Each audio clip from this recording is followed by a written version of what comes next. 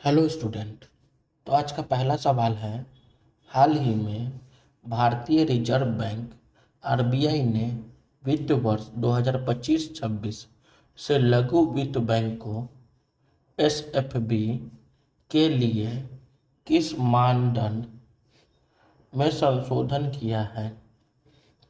ए. पूंजी पर्याप्तता मानदंड, बी.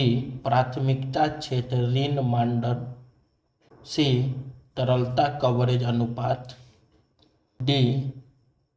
शुद्ध स्थिर वित्त पोषण अनुपात। तो इसका सही उत्तर हो जाएगा बी. प्राथमिकता क्षेत्र ऋण मानदंड। बढ़ते हैं हमारे दूसरे प्रश्न की ओर। वित्त वर्ष 2024-25 की चौथी तिमाही जनवरी मार्च में आवास मूल्य सूचकांक में कितने प्रतिशत की वृद्धि हुई है, जैसा कि आरबीआई ने बताया है? ए. 2.5%, बी. 3.1%, सी. 4.2%, डी.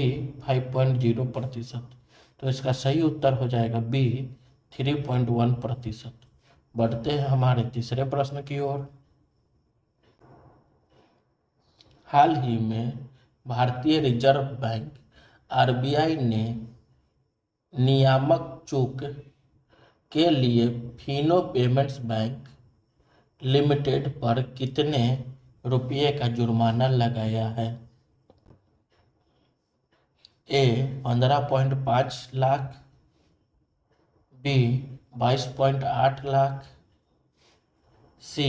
29.6 लाख, डी. 35.0 लाख। तो इसका सही उत्तर हो जाएगा सी. 29.6 लाख। बढ़ते हैं हमारे चौथे प्रश्न की ओर। नीरज चोपड़ा ने हाल ही में पेरिस डायमंड लीग 2025 में पुरुष भाला फेंक प्रतियोगिता में कौन सा पदक जीता है?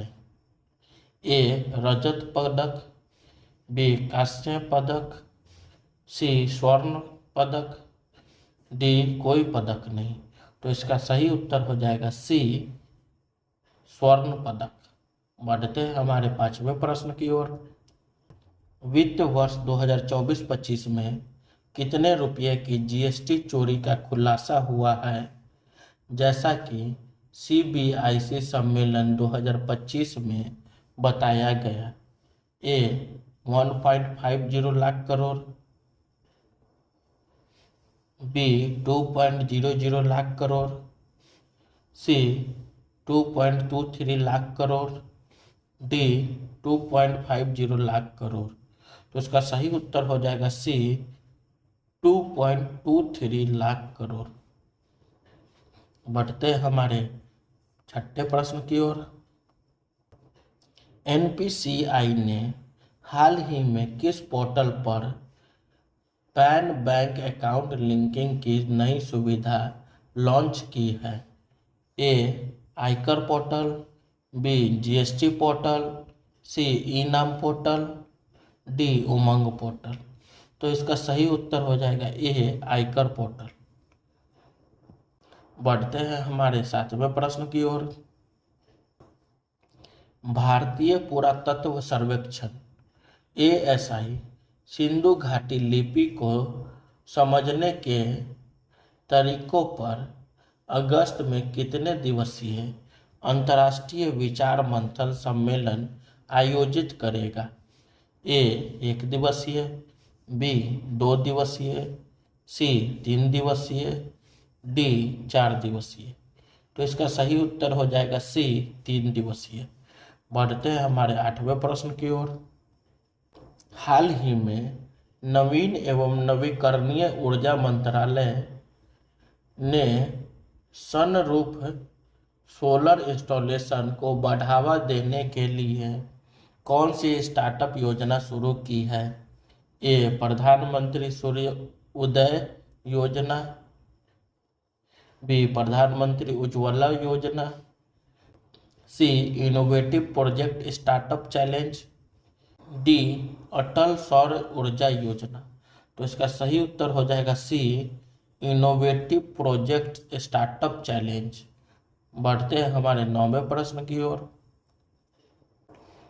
सेबी ने हाल ही में किस क्षेत्र में मानदंडों में ढील दी है जिससे रिवर्स फ्लिपिंग और आईपीओ को बढ़ावा मिला है?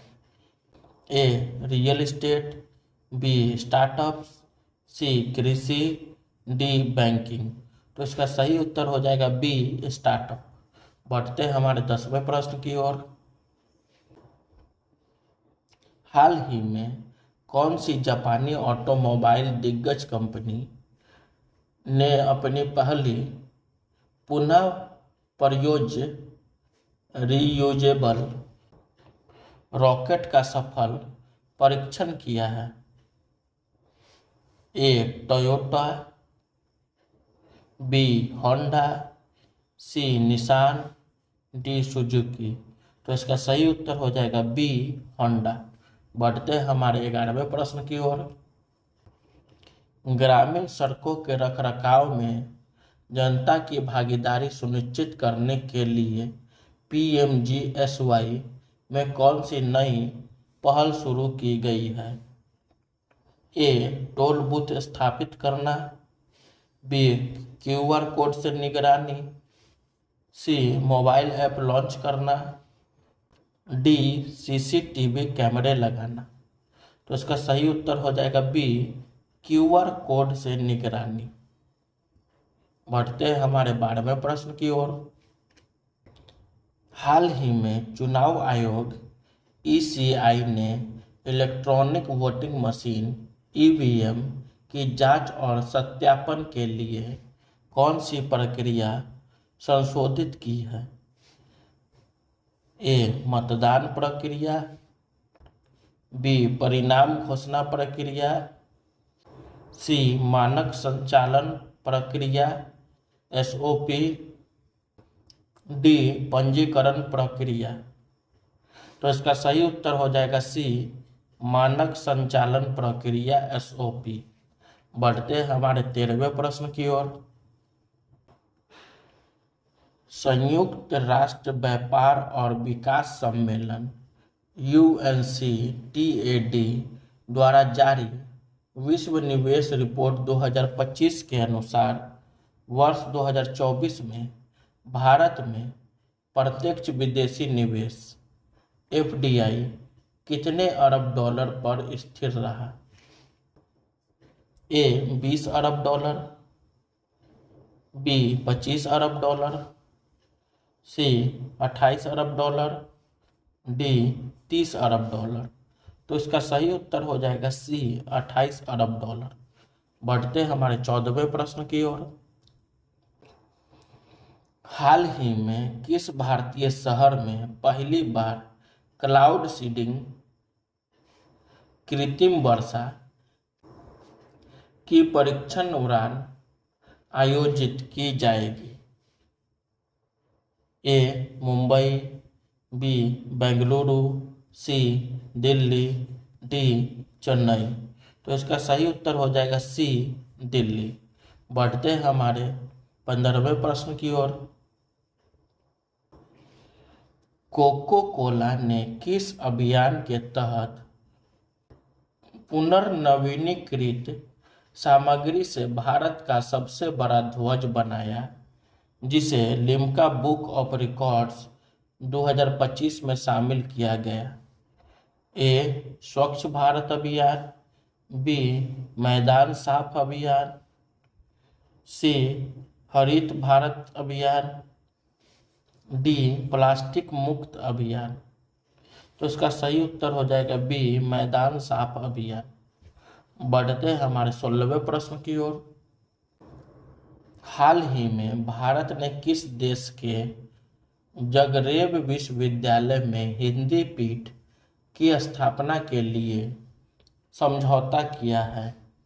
ए साइबेरिया, बी स्लोवेनिया, सी क्रोएशिया, डी पोलैंड।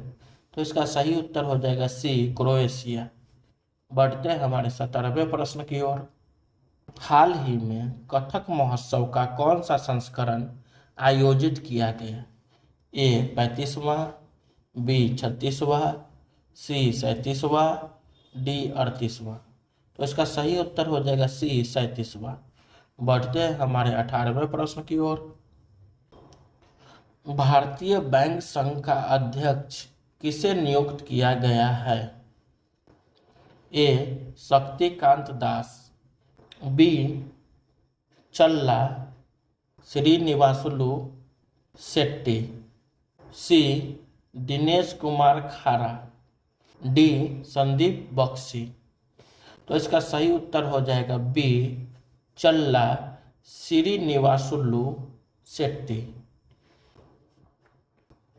उत्तरी गोलार्ध में सबसे अधिक दिन का प्रकाश वाला दिन कौन सा होता है, जो 21 जून 2025 को भी मनाया जा रहा है?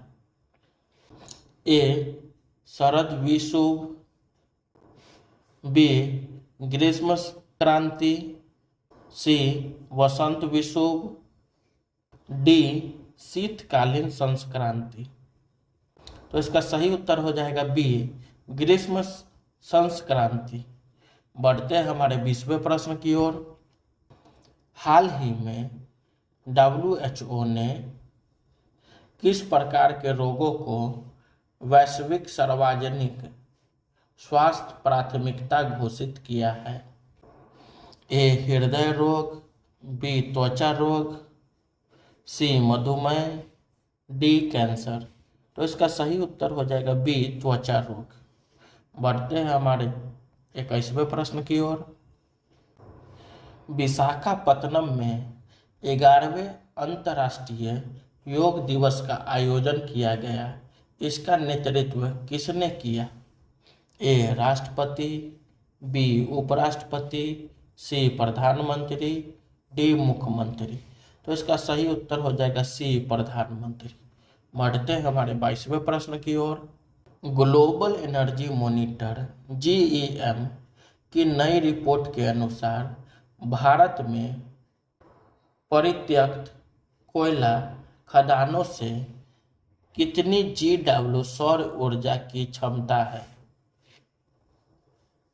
ए 20 GW, बी 25 GW, सी 27 GW, डी 30 GW।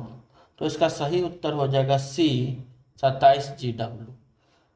बढ़ते हैं हमारे 23वें प्रश्न की ओर।